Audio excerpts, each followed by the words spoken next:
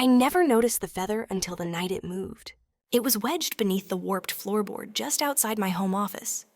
A small gray thing, probably from the couch throw pillow, or maybe a bird that snuck in once last winter.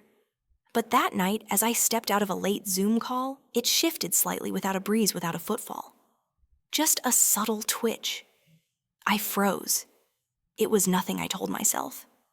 Still, I crouched to look closer, then slid my fingers underneath the edge. What I found wasn't just a feather. It was a fiber wire.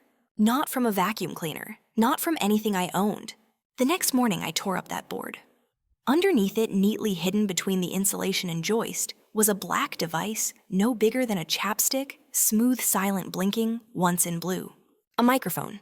My name is Danica Ree, 42, former tech ethics lecturer turned remote consultant for university boards. I live alone in a craftsman bungalow 2 hours outside Seattle. Quiet neighborhood. I haven't had a roommate or boyfriend in nearly 5 years. So how the hell did a listening device end up under my floor? I spent an hour just staring at it in my palm, trying to outthink the adrenaline flooding my system. No cameras in sight. Nothing else in the floorboards. No strange smells, no signs of break-ins. Then came the sound. From the bookshelf behind me, one of the old poetry anthologies I hadn't touched in years made a soft clicking sound. I turned. Another device. Hidden inside the hollowed-out spine of leaves of grass. I didn't sleep that night. Not because I was scared, because I was furious. I'd spent my entire professional life arguing that surveillance should never be normalized, even when done in the name of protection. I'd testified against tech companies, warned school boards about spyware posing as student safety apps, even taught seminars on ethical AI.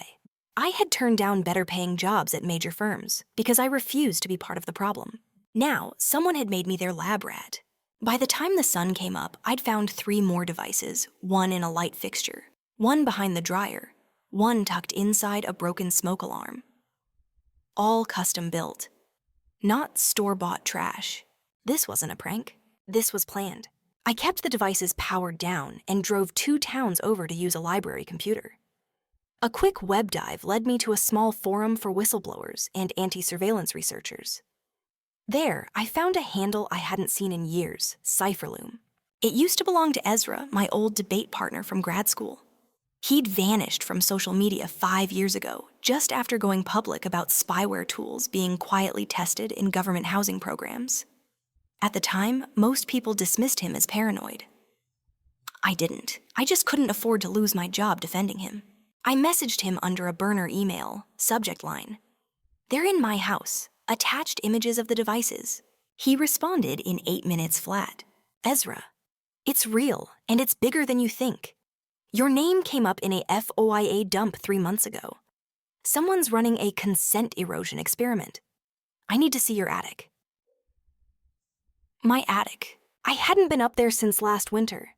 When I opened the hatch, the same feather from the floorboard floated down again, as if caught in its own private breeze. I caught it in my hand, this time stared at it. Then I looked up and saw a full rack of hardware-wired humming connected to an antenna drilled through my roof. I nearly fell off the ladder. I don't remember how long I stood there just staring. I only remember whispering, "Why me?" That night, Ezra drove up from wherever he was living. He parked 5 blocks away and entered through the back. I watched him scan my house with a DIY jammer the size of a lunchbox, shaking his head as he found 10 more embedded nodes. "They're not just listening," he said, eyes scanning my ceiling. "They're measuring reaction time, behavioral drift, passive learning patterns. You've been enrolled." In what? In a private pilot program, a behavior prediction model, real-world testing phase. By who? He hesitated. A company spun off from HelixNet. Quiet, no official name. They build trust-scoring algorithms for state agencies. You're a perfect subject. Midlife trauma survivor, digitally active, but private, politically neutral. I wanted to scream. Instead, I looked down at the little feather still clutched in my hand. I'd kept it, don't ask why. Something about it felt like the last honest thing in my house. "Okay," I said. "What do we do?" Ezra looked at me like I'd just passed a test. "We don't run. We map." Then we break their score. Ezra called it the score, not some metaphorical scoreboard, not a social reputation tracker, like those creepy apps in China. No, this was something else. A privately funded AI system that monitored behavior, cross-referenced it with emotion detection data, and assigned predictability risk values to test subjects. The point wasn't just to watch you, it was to anticipate you, to chart what you were likely to do under stress, then gamify the path to compliance. In other words, it trained you to betray yourself. And I'd been in their control group for months. This isn't about ads or politics anymore, Ezra said, hunched over the table in my kitchen. They're testing social erosion, how much of your autonomy you'll give up without ever noticing. And the feather I asked, turning it between my fingers? It was habit now, like a worry stone. He gave me a half smile. That was theirs too. It's called a drift token. They plant a small object and track how long it takes you to notice it move, it destroy it. It's an attention test. Harmless looking, creepy as hell. I wanted to vomit. They had planned my discomfort. They were measuring my paranoia. Ezra had set up a portable Faraday cage in my pantry, an actual steel mesh tent wrapped in blackout fabric. Inside, we could speak freely. Outside, we followed a script. I resumed Zoom calls, pretended to clean, opened and closed the same documents I always did. We even made fake grocery runs, carrying paper bags filled with foam. We need to map the node's transmission protocol, he explained, flipping open a tablet covered in duct tape. They're not logging everything locally. They're uploading in chunks. If we can isolate a ping, I can trace it. To what I asked. To the server cluster, he replied. Then we publish. Dump everything. Code-based firmware naming conventions timestamps. But wouldn't that alert them? Eventually. But first we give them false positives. Make the data useless. So I became someone else. For 4 days, I acted like the worried citizen archetype they expected. I left browser tabs open about data privacy bills, ordered books on trauma healing, played meditation playlists, and even emailed an imaginary coach named Gail about mindfulness journaling. Ezra wrote most of the emails himself, and it worked. The nodes stayed quiet, no new ones appeared. Then on day 5, I got a letter in the mail. No return address, no postmark, just my name typed. Inside was a printed document 3 pages long. My behavioral profile, my score. Subject 134 Lunar Drift Index, 42.6%, predictive compliance. High last deviation logged June 11, 2024. Primary weakness, emotional empathy toward vulnerable groups. Suggested pathway proximity threat, indirect. My hands went numb. They knew how to hurt me. Worse, they were planning to. When Ezra read the printout, he went deadly quiet. They're preparing to escalate, he said finally. This was a warning and a test. They want to see if fear resets your compliance. It won't, I snapped. He nodded, but didn't look relieved. Then they'll go after someone you care about. I froze. There is no one. Ezra stared at me. Dan, there's me. I didn't reply. I just folded the paper slowly and stuffed it into the book where the mic had been hidden leaves of grass. Its spine now hollow again, but filled with a truth I couldn't unread. The next morning, the coffee shop I always visited had a new barista. Young, friendly, way too interested in my work. His name tag said Sam, but the way he glanced at my smartwatch told me he wasn't there for the espresso. Later that day, my power blinked off for 11 minutes. Just long enough to reboot my router. Ezra confirmed it. They pushed a firmware update, he said. Probably to redirect your upload path. That means they're closing in. We had hours, maybe less. So we ran our play. Ezra handed me a tiny chip drive, a decoy node he'd programmed to echo back manipulated data based on my previous habits. I slid it into the old wall socket in the hallway and whispered, "Let's give them a show." Over the next 12 hours, the decoy watched me donate to an animal rescue, read 12 articles about workplace bullying, cry over a fictional podcast, and send an email begging my old university for a second chance at teaching. A perfect cocktail of empathy, loneliness, and regret. But behind the scenes, Ezra was tunneling in through their proxy network, slow, careful patient. Until... Got it, he whispered, eyes wide. Dan, you need to see this. I leaned over his shoulder. It wasn't just me. There were hundreds, maybe thousands of profiles like mine.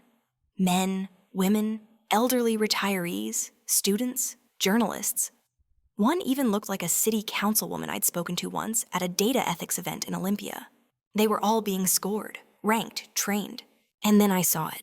Project codename Murmuration. It hit me like a wave. A murmuration.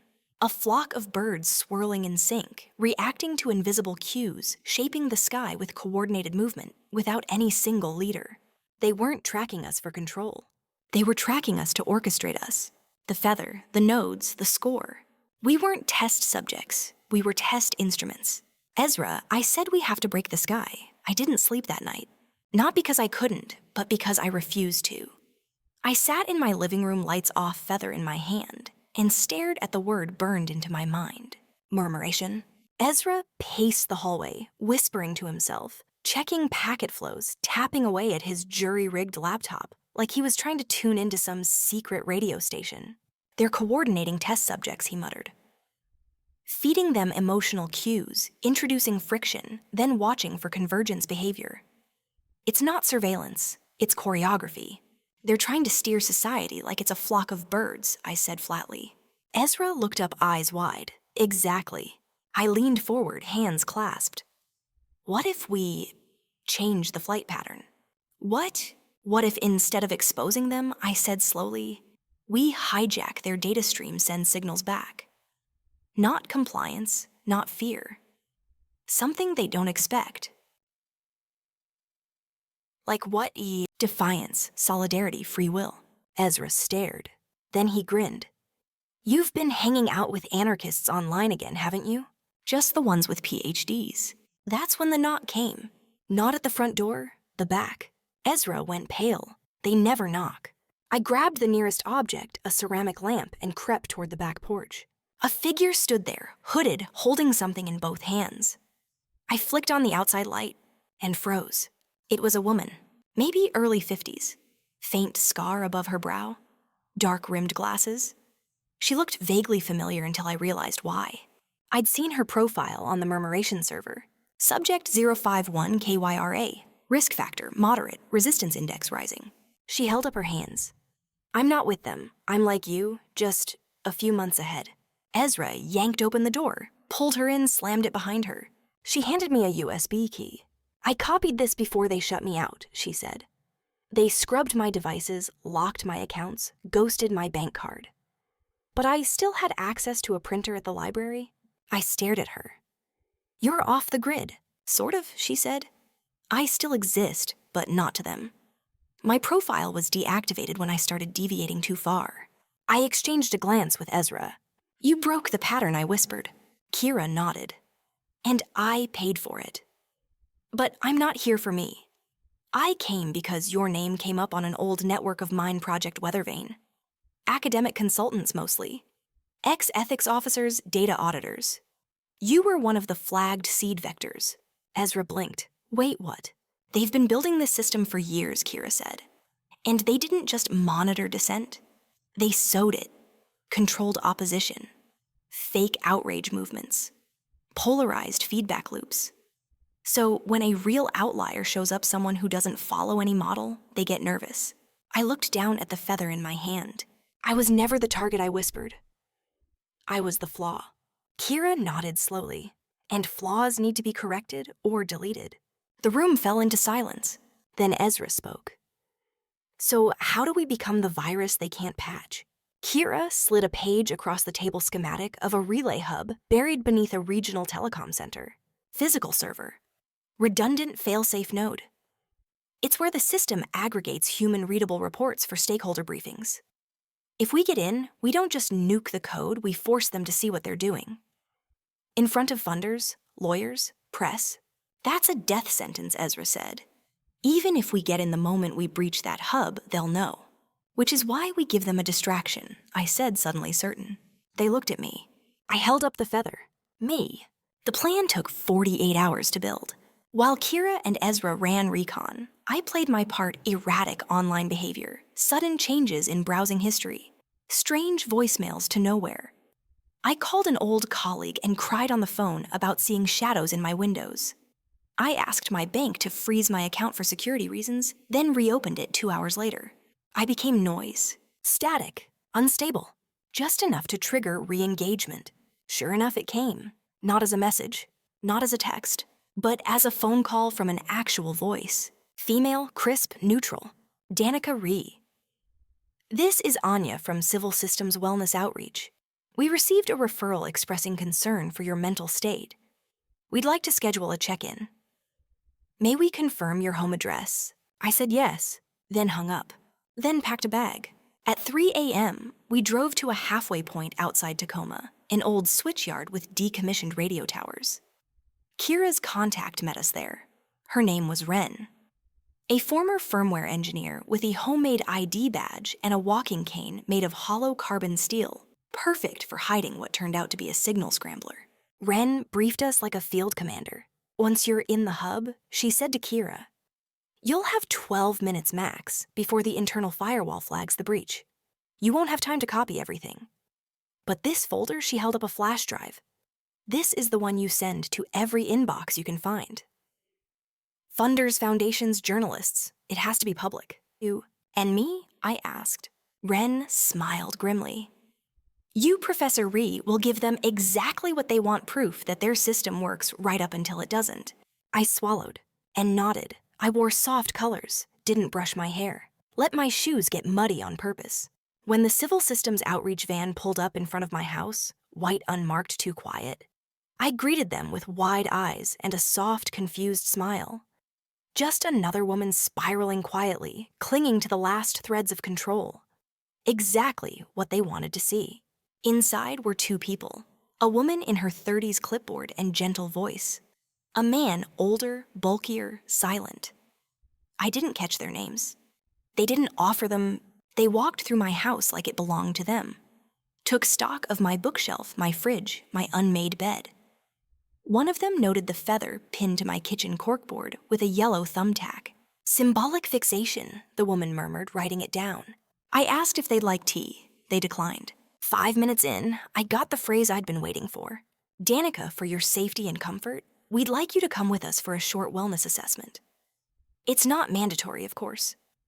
But if you decline, we may be required to file a community risk alert, which meant say no and we'll ruin you another way. So I smiled and said yes. They drove for 45 minutes, no music, no conversation. Just the faint buzz of some internal system pinging back to HQ. I counted the clicks. Ezra had said the hub would likely start reacting at around ping cycle 4 once they confirmed physical custody. That's when Kira would go in. And that's when everything started to fall apart. Halfway there, we hit a detour construction they claimed. The van rerouted down a wooded road, tighter, less traveled. I glanced out the window.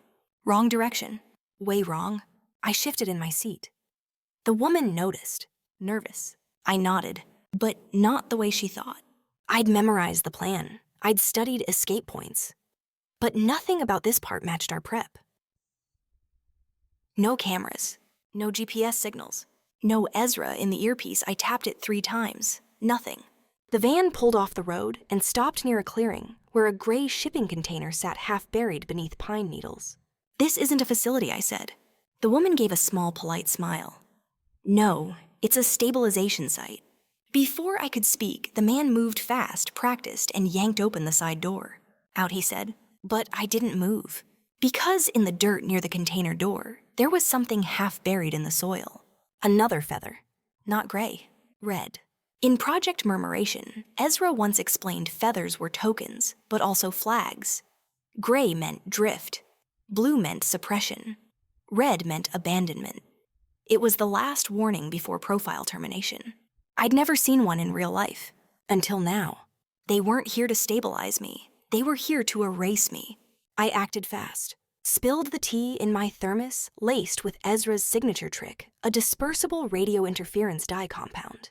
It wouldn't knock them out, but it would kill all outgoing signals in a 10-meter radius for about 90 seconds. Just enough. The woman gasped. The man shouted. I rolled, kicked, sprinted. Into the trees. Behind me, footsteps. Ahead, nothing but dark underbrush and cold air clawing at my lungs. I tapped my ear again. 3 clicks. Pause. 3 clicks. Static. Then, dan Ezra's voice. I've been rerouted, I hissed. Not at facility. Off-road clearing. They're ghosting me. Shit. Okay, new plan Kira's still on track, but you need extraction. Now. I ducked behind a tree heart slamming. They've marked me. Red feather. Copy that. Static again. Then a third voice, female, harsh. You're off script, Danica. You could have had a clean exit. I froze.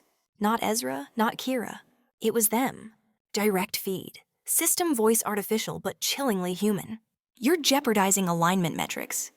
Predictive scores will collapse. Last chance to comply. I looked down at my wrist. Ezra had installed a tactile override button beneath my watch band. One press would trigger a signal burst to Kira and Ren breach point authorization. Burn it all. I didn't press it. Not yet. Instead, I spoke. You built a system that feeds on fear, that punishes curiosity. But you forgot something. Silence. Then, what? I stood up from behind the tree, still holding the red feather, and whispered into the forest. Birds don't move because they're told to. They move because one of them changes direction. Then I pressed the button. The effect was immediate. Across the network, Kira later told me, nodes began to overload. False data streams clashed with real behavior. Murmuration's alignment matrix began to spiral. Machines trained to predict deviation couldn't comprehend intentional chaos. They froze.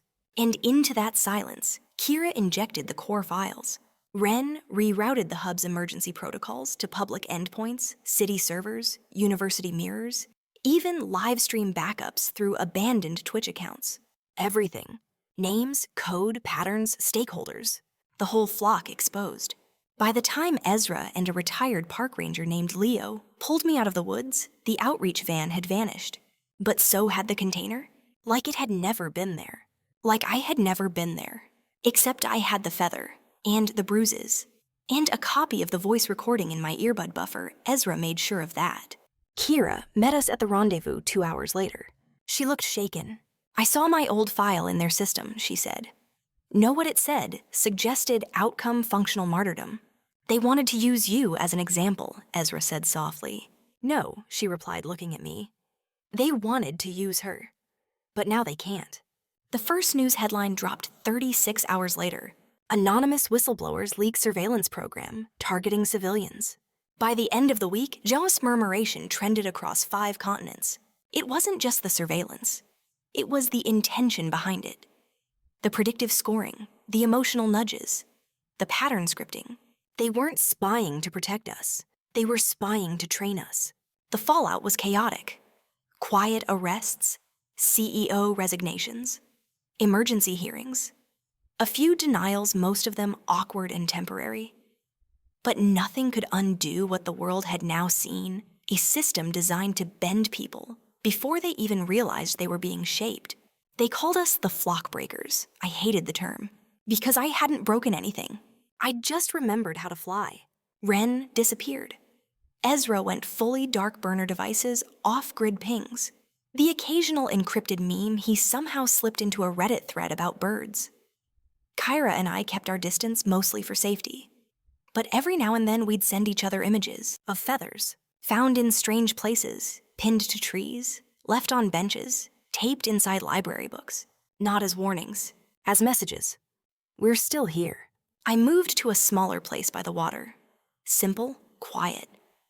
My new door doesn't have a smart lock. My router is open source. My laptop runs a privacy-hardened OS with no voice assistant, no camera, and no reason to lie. I still keep the original feather, though. Not to remember what they did, but to remember what I almost became if I hadn't looked down when that floorboard squeaked. I pinned it to a new corkboard in my new kitchen. Next to it, I've written 6 words on a yellow sticky note. I am not a line item, because that's what they had turned us into. Cells in a spreadsheet, trends in a dashboard. But the thing about birds is they don't ask for permission to change direction. They just do. A few months ago, I got an email from a university back east. They'd seen my name in the leaks, read a few op-eds I wrote under a pseudonym afterward. They asked if I'd consider coming to speak not about technology, but about consent. I hesitated. Then I said yes. The night before the flight, I couldn't sleep. Too many memories, too many echoes. But then I heard it soft from outside the window. A flutter. Not a drone, not a tap, just wings, real ones. I stepped out onto the porch. No cameras, no watchers, just the ocean breeze. And in the corner, caught gently in the railing, a single gray feather, probably dropped from a gull or a hawk flying overhead. But in that moment, it felt like something else. It felt like freedom leaving me a reminder. You survived. You changed direction. And you helped others do the same. They never found everyone behind Project Murmuration. Some of them vanished. Others rebranded. Power has a way of hiding when the lights come on. But the world changed anyway. Encryption surged. Public awareness campaigns exploded. Schools rewrote their digital policies. Senators got angry. Parents asked more questions. Teenagers built apps that told you who was tracking you and when. And people, real people, started paying attention again. To their choices, to their data, to the feeling in their gut when something wasn't right. They started listening to the floorboards. So yeah, maybe I was never meant to be a hero. Maybe I was just a woman with a feather and a flashlight who got lucky and angry at the right time. But if you're reading this now, if some part of you is wondering whether you're being watched, nudged, categorized, you are. And if you're asking whether it's too late to fight back, it isn't. Because here's the thing, they taught us to move in silence.